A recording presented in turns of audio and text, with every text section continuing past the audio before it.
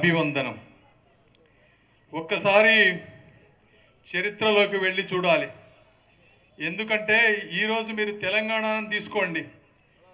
చంద్రబాబు నాయుడు గారు రాకముందు ఈరోజు పరిస్థితి, ఒకప్పుడు రాళ్ళు గుట్టలుగా ఉండేటువంటి హైదరాబాద్లో ఈరోజు ఒక ఎకరం 100 కోట్ల రూపాయలకి వెళ్ళింది అంటే అది ఎవరి వల్ల సాధ్యమైంది? చంద్రబాబు నాయుడు గారి వల్ల సాధ్యమైంది. అలా హైదరాబాద్ చుట్టూ వచ్చినటువంటి వేలాది కంపెనీలు, లక్షల ఉద్యోగాలు, లక్షల మంది భవన కార్మికులు బాగుపడుతూ ఉన్నారంటే అది హైదరాబాదు వల్ల. ఆ హైదరాబాదులో వచ్చిన ఆదాయం ఒక తెలంగాణ రాష్ట్రం మొత్తాన్ని ఆదుకుంది. ఒక కాళేశ్వరం బ్రిడ్జిని కట్టించేటువంటి దానికి ఉపయోగపడింది అని మీరందరూ తెలుసుకోవాలి. అంటే ఆ రోజు ఆ మహానుభావుడు ఆ ఆదాయం కనుక సృష్టించకపోతే హైదరాబాదు ఈ విధంగా ఇండియాలోనే ఒక గొప్ప రాష్ట్రంలాగా ఉండేది కాదు. అదేవిధంగా 2014-19 మధ్య మనం ఆంధ్ర రాష్ట్రంగా విడిపోయినప్పుడు అమరావతిని చూసుకొని 33,000 ఎకరాలు తీసుకొని దానిని కూడా హైదరాబాదు లాగా ఒక అత్యంత సంపద సృష్టించేటువంటి గొప్ప క్యాపిటల్గా ఆయన ఆ రోజు చేయాలనుకున్నారు. ఆ రోజు ఆయన భూమి తీసుకున్నప్పుడు అక్కడ విలువ 5 నుంచి 10 లక్షలు, ఆయన దిగిపోయేటప్పటికి 2 నుంచి 3 కోట్లు. మరి ఎంత ఆదాయం వచ్చేదో మీరు ఆలోచించండి. ఎన్ని వందల బిల్డింగ్లు కట్టేవాళ్ళో ఆలోచించండి. ఒక భవనం కడితే ఎంతమంది బాగుపడతారో మీరు ఆలోచించండి. కార్పెంటర్ దగ్గర నుంచి, పెయింటర్ దగ్గర నుంచి, ఎలక్ట్రీషియన్ దగ్గర నుంచి, ఆర్కిటెక్ట్ దగ్గర నుంచి, ఇంజనీర్ దగ్గర నుంచి, టైల్స్ వేసే వాళ్ళ దగ్గర నుంచి, ఎలక్ట్రీషియన్ దగ్గర నుంచి, ఇలా వందలాది మంది జీవితాలు బాగుపడతాయి. మరి ఈరోజు జగన్మోహన్ రెడ్డి గారు వచ్చిన తర్వాత ఆయనకి తెలుసు ఇసుక లేకపోతే భవనం ముందుకు వెళ్ళదు అని. లక్షలాది కార్మికులు దాని మీద బాగుపడతారు అని తెలుసు. కుటుంబాలు చిన్న భిన్నం అవుతాయని తెలుసు.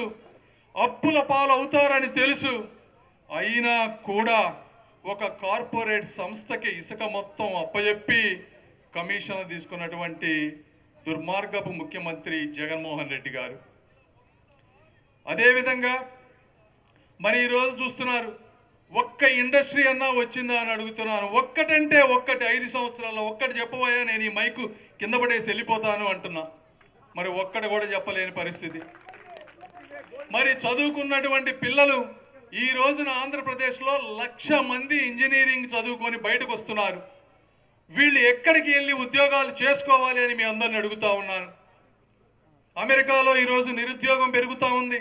హైదరాబాద్లో నిరుద్యోగం పెరుగుతూ ఉంది. తల్లిదండ్రులు లక్షల రూపాయలు అప్పు చేసి పొలాలు అమ్మి పిల్లల్ని చదివిస్తూ ఉంటే వీళ్ళు ఉద్యోగాలు రాక, పెళ్లి కాక, నిరుత్సాహంతో తల్లిదండ్రులు ఉంటే వారు ఏమి చెయ్యాలి అని నేను అడుగుతా ఉన్నాను. జగన్మోహన్ రెడ్డి గారు, మీరు ఏమన్నా ఒక్క ప్రయత్నం అన్నా ఉద్యోగం తెచ్చేటువంటి ప్రయత్నం చేశారా? మీరు కానీ మీ మంత్రుల్లో ఒక్కరైనా అని అడుగుతా ఉన్నా. ఆయన ఇచ్చిన ఉద్యోగాలు ముష్టి 5,000 రూపాయలు ఇచ్చేటువంటి వాలంటీర్ ఉద్యోగం, అది కూడా డిటెక్టివ్గా ప్రతి ఇంటికి వెళ్ళి వాళ్ళు ఏం చేస్తున్నారో తెలుసుకునే ఉద్యోగం. 5,000 రూపాయలతో బతికేటిది ఉద్యోగం అంటారా దాన్ని? మరి మందు చూడండి, 60 రూపాయలు ఉండే మందుని 200 రూపాయలు చేశారు. కొంతమంది చెప్తారు ఇది 2-3 బాటిల్ తాగినా కూడా, క్వార్టర్లు తాగినా కూడా కిక్కెక్కట్లేదు అంటున్నారు. ప్రపంచంలో ఎక్కడా లేని బ్రాండ్లు, అసలు మందు కనిపెట్టినోడికే తెలియని మందు కనిపెట్టారు వీళ్ళు. ఆ మందు తాగి లివర్లు పోయి ఇంటికి అండపోయి చనిపోతుంటే పిల్లలు అనాథలుగా, తల్లిదండ్రులు లేని వారిగా ఈరోజు అవుతా ఉన్నారు. ఆయన ఏదో చంద్రమండలం నుంచో లేదో అమెరికా నుంచో డబ్బు తెచ్చినట్టుగా ఆయన సంక్షేమం చేస్తున్నారంట. ఎవరే చేస్తున్నావయ్యా? మా డబ్బులు మాకిచ్చి నీ పేరు మీ నాన్న పేరు పెట్టుకుంటున్నావే అంటే ఈ మాత్రం తెలియని అమాయకులా ఈ ప్రజలంతా అని నేను అడుగుతా ఉన్నాను. ఇక మహానుభావులు లేరా అని అడుగుతున్నా. ఆ రోజు చంద్రబాబు నాయుడు గారు ఒక అబ్దుల్ కలాం గారిని రాష్ట్రపతిని చేశారు. ఒక లాల్ జాన్ బాషా గారిని 2 సార్లు పార్లమెంటుకు పంపించారు, రాజ్యసభ ఇచ్చారు, ఒక గొప్ప నేషనల్ లీడర్గా చేశారు. మీరు ఎవరిని చేశారయ్యా అని అడుగుతా ఉన్నా. మరి మీకేమో కానీ నాకు సజ్జల రామకృష్ణారెడ్డి గారు తప్పించి ఆ పార్టీలో వేరే వ్యక్తి పేరు వినపడటం లేదు. ఇదే మీరు ముస్లిం మైనారిటీలకు చేసేటువంటి న్యాయం అని అడుగుతా ఉన్నా. మరి ఇలా చెప్పుకుంటా పోతే ఆయన చేసిన సంక్షేమం ఏమిటి అంటే, ఒకళ్ళ దగ్గర తీసుకొని ఇంకొకళ్ళకి ఇస్తే జనాలకి ఏమీ అర్థం కావు. జగన్మోహన్ రెడ్డి గారు ఇచ్చారని మనం అనుకోవాలంట. కరెంటు బిల్లు ఎంత ఉంది? 2014 నుంచి 19 మధ్య తెలుగుదేశం పార్టీ ఒక్క రోజైనా ఒక్క రూపాయి అయినా కరెంటు రేటు పెంచిందా అని అడుగుతా ఉన్నా. బాబు గారు ఏం చెప్పారు? సంస్కరణలు తీసుకువచ్చి కరెంటు బిల్లు తగ్గిస్తానని చెప్పారా లేదా? జగన్మోహన్ రెడ్డి గారు వచ్చిన తర్వాత పాత ఎలక్ట్రిసిటీ వాటన్ని కాంట్రాక్టులు రద్దు చేసి కమిషన్లు తీసుకొని కరెంటు బిల్లు విపరీతంగా పెంచారు.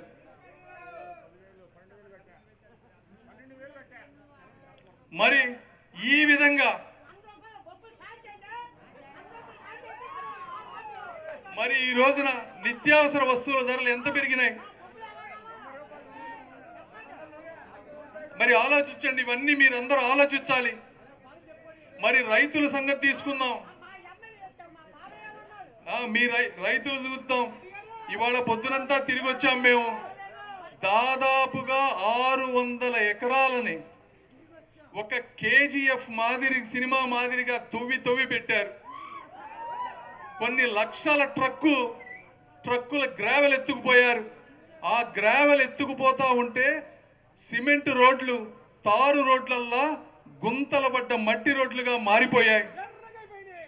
అక్కడి నుంచి వచ్చేటువంటి దుమ్ముతోటి పక్కన ఉన్నటువంటి సపోటా చెట్లు కానీ తెల్లజొన్న కానీ 30 క్వింటాళ్ళు పండేటువంటి తెల్లజొన్న రైతు 10 క్వింటాళ్ళు పడుతూ ఉంది అంటే ఆ రైతులు ఎలా బతకాలి అని ఆలోచించమని చెప్తా ఉన్నాను. ఒక్కసారి అని అవకాశం ఇస్తే 40 సంవత్సరాల నుంచి మిమ్మల్ని అంటిపెట్టుకొని బ్రతుకుతున్న కుటుంబం ధూళిపాళ్ల కుటుంబం. మీకు ఏ రోజైనా అండగా ఉండేటువంటి కుటుంబాన్ని కాదనుకొని చిన్న పొరపాటు చేశారు. ఇక మళ్ళీ ఆయన రానన్నట్టుగా దొరికింది మొత్తం దోచుకుంటా పోతా ఉన్నాడు ఈ రోసయ్య గారు. ఇన్ని అంటే 600 ఎకరాలు, ఎకరానికి 3 కోట్ల చొప్పున దాదాపుగా 2000 కోట్ల రూపాయలు సంపాదించారు వాళ్ళు. ఈ 2000 కోట్ల రూపాయలు కేవలం కిలార్ రోసయ్య గారు ఒక్కళ్ళే తిన్నారంటే మీరు నమ్ముతారా? నేనైతే నమ్మను. దీంట్లో తప్పనిసరిగా జగన్మోహన్ రెడ్డి గారికి వాటా ఉంది అని నేను చెప్తున్నాను. లేకపోతే ఈ రోజున నా మీద పోటీ చేయటానికి ఎంతో మంది భయపడి పారిపోతున్నారు. అతన్ని తీసుకువచ్చి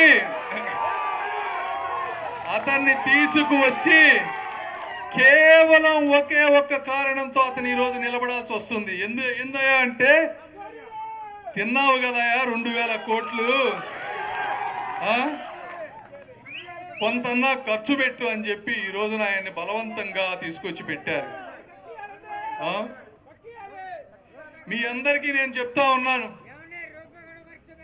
ఒక్కసారి అవకాశం ఇస్తే 700 ఎకరాలు మింగారు అంటే ఇక పార్లమెంటుకు వస్తాడంట ఆయన. అంటే ఇంకేం మింగుతావయ్యా అంటున్నాను. ఇక్కడ అందరూ అప్పులు పాలై అల్లాడుతున్నారయ్యా, ఇంకా వాళ్ళ జేబులు కూడా కొడతావా అని అడుగుతా ఉన్నాను నేను ఈ రోజున. అదేవిధంగా పిల్లలకి గంజాయి అలవాటు చేశారు. ఎవరు? ఇక్కడ ఈ ఎమ్మెల్యే ప్రకృతి వనరులను దోచుకుంటుంటే మాకు గుంటూరు ఈస్ట్లో ఒక వ్యక్తి ఉన్నాడు. ఆయన గంజాయి అమ్మి ఇండియా మొత్తానికి సరఫరా చేస్తున్నాడంట. పిల్లలు మత్తు మందు బారిన పడుతున్నారు. వాళ్ళు మత్తు మందు బారిన పడి తెలియని తప్పులు చేసి జైళ్లకు వెళ్ళి వాళ్ళ జీవితాలు పాడైతే దానికి ఎవరు బాధ్యులు అని నేను అడుగుతా ఉన్నాను. ఇంతకు ముందు ఎప్పుడన్నా గంజాయి ఉందా? ఎప్పుడైనా ఏ రాష్ట్రంలో అయినా ఉందా? మరి ఇక్కడే ఎందుకుంది అని మీరు ప్రశ్నించరా అని అడుగుతా ఉన్నాను. అంటే అంటే ఇది జగన్మోహన్ రెడ్డి గారికి తెలియదా? తెలియకపోవడానికి ఒకే ఒక కారణం ఉంది, కేవలం కంప్యూటర్ ముందు కూర్చొని పబ్జి ఆడుకుంటా ఉంటే మాత్రమే తెలియదు తప్పించి, నువ్వు కనీసం పేపర్లో చూసినా ఈ గ్రామాల్లోకి వచ్చినా నీకు తప్పకుండా తెలుస్తుంది అని అడుగుతా ఉన్నా.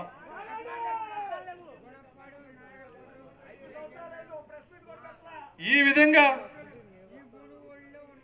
విధంగా ఇక చెప్పుకుంటా పోతే జగన్మోహన్ రెడ్డి గారు చేసినటువంటి అరాచకం, అన్యాయం, రాష్ట్రానికి 5 సంవత్సరాల అధికారం ఇస్తే 50 సంవత్సరాలకు సరిపోయేటువంటి తీరని దుర్మార్గపు అన్యాయం చేసినటువంటి ముఖ్యమంత్రి జగన్మోహన్ రెడ్డి గారు. మీరు ఇందాక చెప్పారు నరేంద్ర గారు, ఇక్కడ ముస్లిం సోదరులు ఎక్కువగా ఉన్నారు కాబట్టి నేను కూడా 4 ముక్కలు మాట్లాడుతూ ఉన్నా.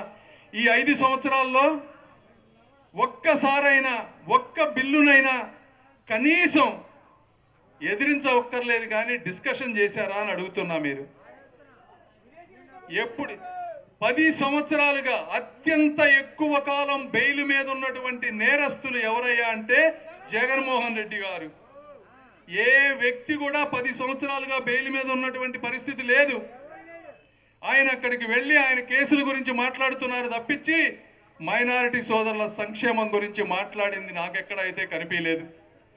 ఇంకొకటి నేను చెప్పేది ఏంటంటే, తెలుగుదేశం నేను చట్టసభల్లోకి అడుగుపెట్టిన తర్వాత ఏ విధంగా అయినా సరే మైనారిటీ సోదరులకి అన్యాయం జరిగింది అన్నా, వాళ్ళ భావ స్వేచ్ఛకు కానీ వాళ్ళ హక్కులకు కానీ భావ ప్రకటనకు కానీ అన్యాయం జరిగితే ఎవరినైనా ఎన్నిసార్లైనా ఎంతమందినైనా ఎదురిస్తానని, అవసరమైతే పోరాడతామని, తప్పకుండా మీ అందరూ దాన్ని గుర్తుపెట్టుకోవాలని నేను తెలియజేసుకుంటా ఉన్నాను.